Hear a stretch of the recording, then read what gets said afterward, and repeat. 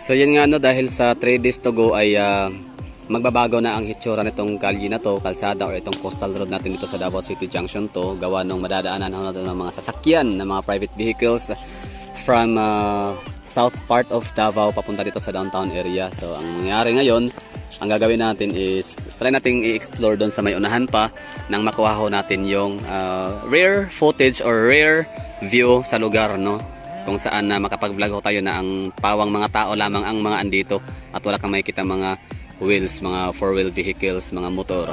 Kung meron man mga nagtatrabaho dito sa lugar. So, diba? So, rare footage kahit paano. So, something to be treasured natin to. Like, mako-compare natin yung hitsura ng Davao City Coastal Road segment junction to before and after madadaanan. So, may mga nagja-jogging tsaka nagbibisikleta na rin dito sa lugar. So, yung direksyon ng mamang nagbibisikleta ay papunta ho yun ng Junction 3 sa may Magsaysay or Santa Ana Avenue segment or tulay, tama ba no? So yung parang ang dulo yata ng segment number 3 or segment 3 or junction 3 ng Coastal Road ay doon sa may Leon Garcia. Hindi ko pa masabi or hindi ako sure doon gawa nung wala pa kasi ako nakitang roundabout sa may area sa lugar. Pero yung road widening doon naman sa may Soliman, Agdao. Oh, yung na-demolish dati. So, likod lang ng public market ng Agdao. So, possible yung dulo nun sa Leon Garcia sa dagat. Siyempre, baka doon yung roundabout. So, isa din yun, no? Sa may problema dati. I don't know kung okay na ba yung housing, yung problema doon sa right of way. So, tara, proceed pa tayo doon sa unahan. So, yun nga, no? Bali, December 12. Ito pa lang yung mga view na makikita natin dito. Mga taga Barangay 31 or 37D. Sa Boulevard, no? Naglalaro sila dito sa mga residente pa lamang. Although kahit pa madadaanan na to ng passable na to or ma-turnover na to sa mga madlang people sa public, still meron pa rin naman ditong mga taong makikitang magtatambay, jogging, walking. Pero yung mga magva-volleyball bawal na yan kasi syempre yung bola, no, makakos siya ng danger. Traffic. I mean, danger sa mga nagmomotor, mga sa mga biyahedor, no, sa mga motorista. So ngayon okay lang yan. So 3 days to go or 3 days left, no, para sa inyong mga maliligayang araw, mga mama, mga sir dito sa 3070.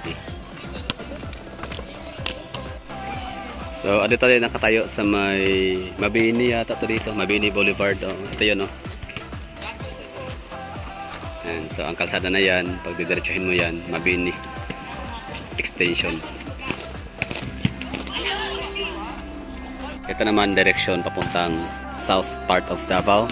Yun na nga, tanaw natin mula dito ang sa ating naked eye, yung mga tulay. Yung tulay. Yan, yung mga poste. Diba, ganda, no, ng view ng tulay na yan. Pero siyempre, antayin natin yan sa December 15, madadaanan na. So basta ito yung view, no, sa mga taga Boulevard, taga 37D. So ito ay parte na siya ng Bukana. I mean trading rather, sorry.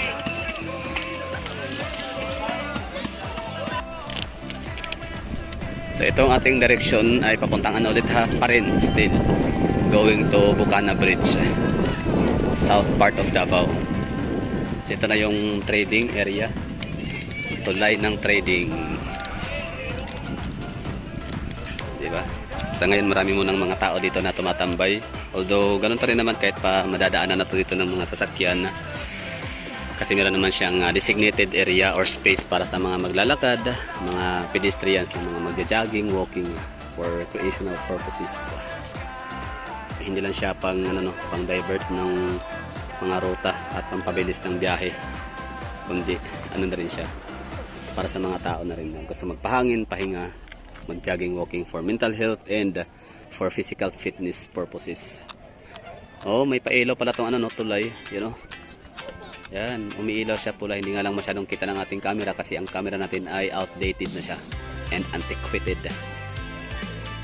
Kaya sa naked eye lang natin makita yung ganda ng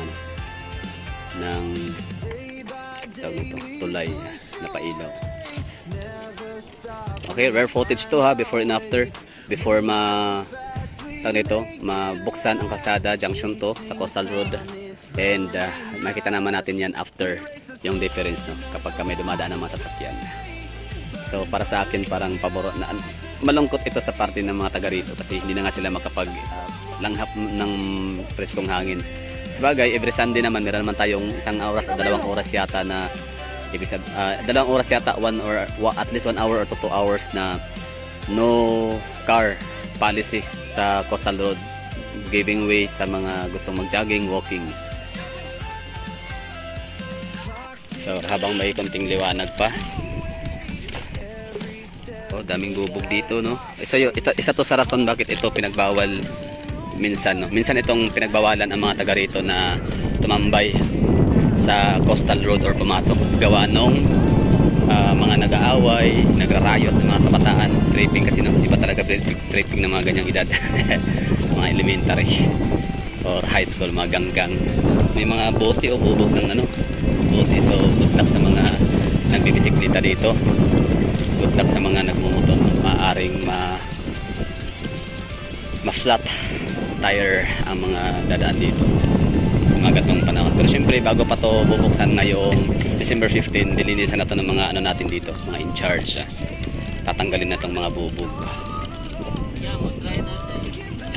Bila dapat mo na niya. Okay. Daming bubog, delikado nga to sa mga gulong, lalo ng mga bisikleta.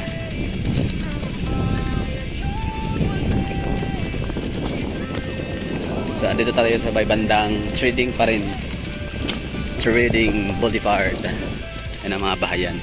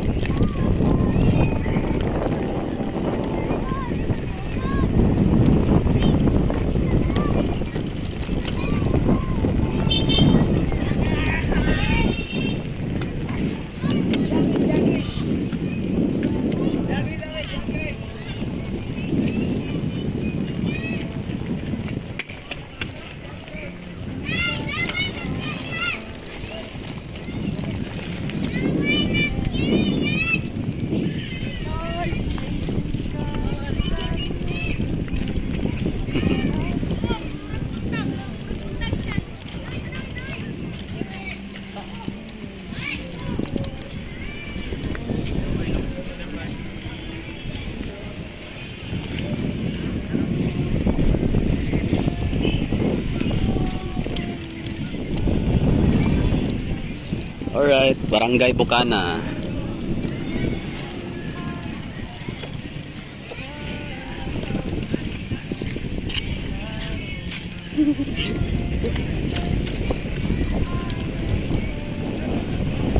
Diba? As dito.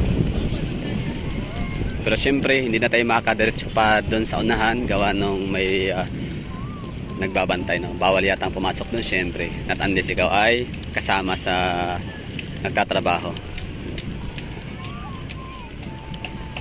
At least meron tayo rare footage sa Davao City Coastal Road Junction 2 na wala pang mga dumadaang mga sasakyan na mga madlang people, no? May dumadaang sasakyan nga, ulitin ko, pero siya, construction team.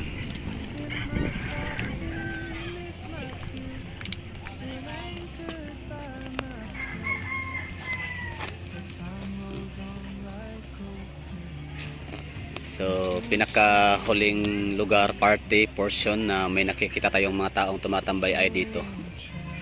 Yan.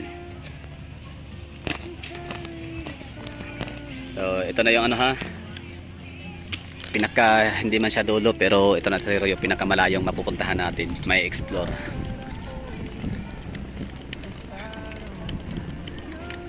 So parang may iba nag-i-install pa lang, no? Yan, no? Parang nag-i-install sila ng ilaw.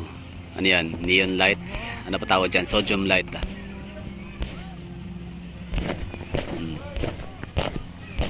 Okay, so tapos na tayo, ha. Ito facing south part of Davao City. So pag sinabing south part of Davao City, that's Ecoland, Matina Playa, Barangay Bagua Playa, Iwa, Daliao, Toril, Tasirawan, tapos Santa Cruz, Davao del Sur, Digo City, Davao del Sur.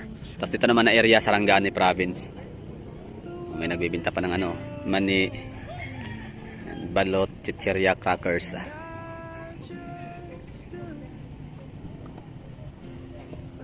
So ngayon, ang kuhanan naman natin ng video ay yung papuntang north part of Davao City. Yan na yung Arcastillo sa mga Panakan, ganyan. So dito yun, saan ba yun dito? Dito na area. So ito na yun, we are facing north side of Davao. So pag sinabing north side of Davao, from City Hall of Davao City, heart of the city.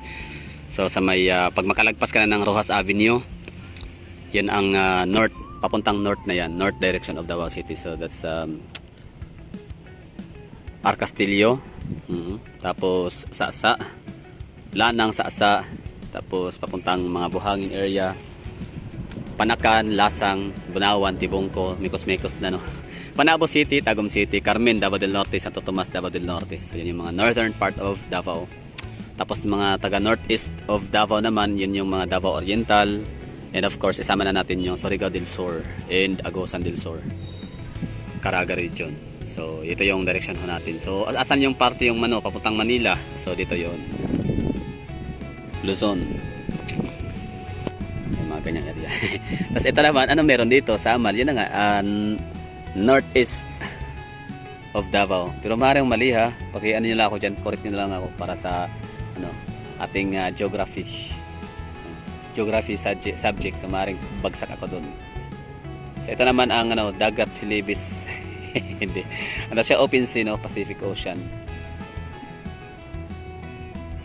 south. Okay, so diretso na tayo at makita natin to 3 days before mag-open ang ating coastal road. Ulitin ko, rare footage sa Davao City Coastal Road junction to before bigay or i-submit or i-turn over sa masa, sa publiko.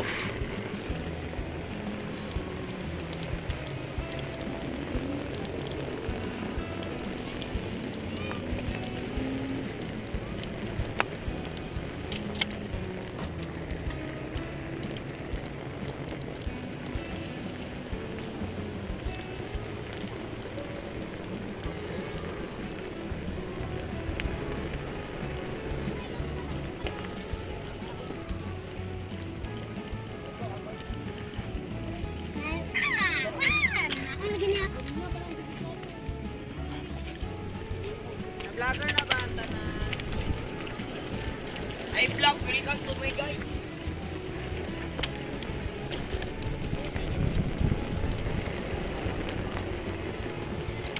Itong dinaanan natin, parehas lang din kasing lawak, kasing lapad sa cycling area ng Coastal Road sa may Junction 1.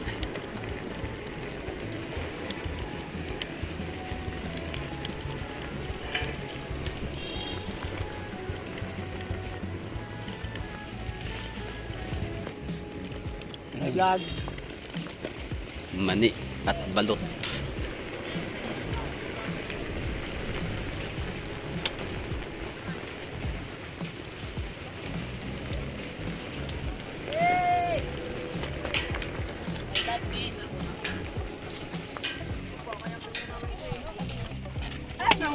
Idol, shout out.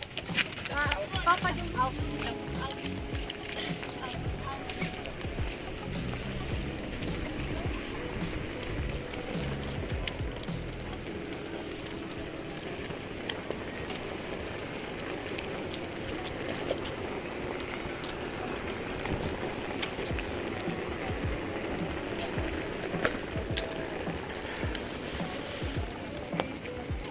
O diba? Sana ay na-enjoy ho ninyo yung magandang view ng lugar ng Davao City Coastal Road. Lalo siya, special siya na coverage natin. Gawa nung hindi pa siya nadaanan ng mga sasakyan. So rare footage nga ito. 3 days before mag December 15. Hi guys! Morning na dali guys! Vlog kaya? Hi vlog! So ito na yung roundabout Rojas segment. So dito magtatapos yung junction 2. Wait lang, okay.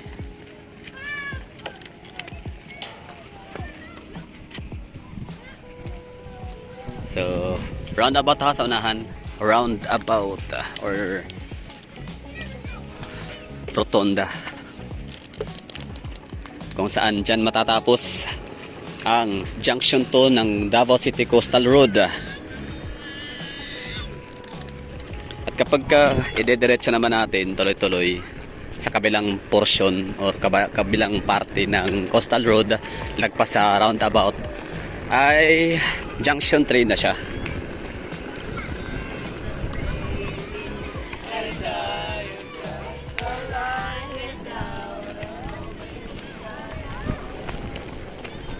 Ayun, may ilaw na.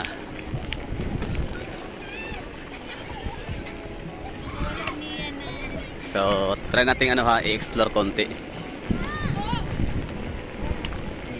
Wow, makaya ni mo video, gabihin ang dako.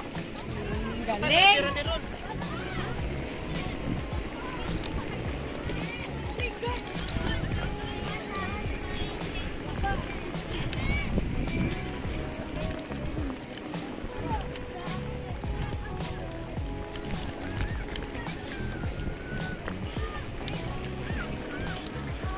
Yan, Rojas Avenue. So, dyan magtatapos iikot dito sa rotonda ang mga sasakyan na papuntang downtown of Davao na hindi na kailangan ma-traffic sa Ecoland Drive and Quezon Boulevard. Shout out! So, ito, parte na to dito ng Junction 3 at pinatayang ilaw. So wala na tayong nakikitang mga tumatambay sa parte na yan na area. So ibig sabihin restricted, hindi na tayo pwedeng mag explore sa lugar na yan, baka tayo ay verbal reprimand.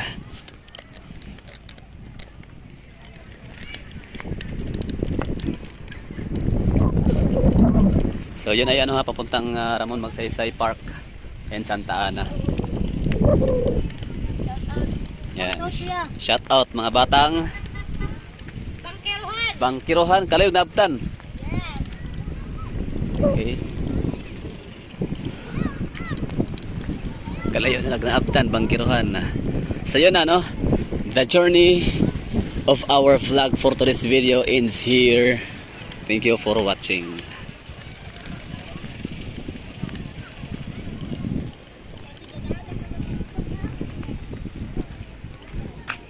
Next move sa Davao City, tanggalin ang mga informal settlers area, mga slums area.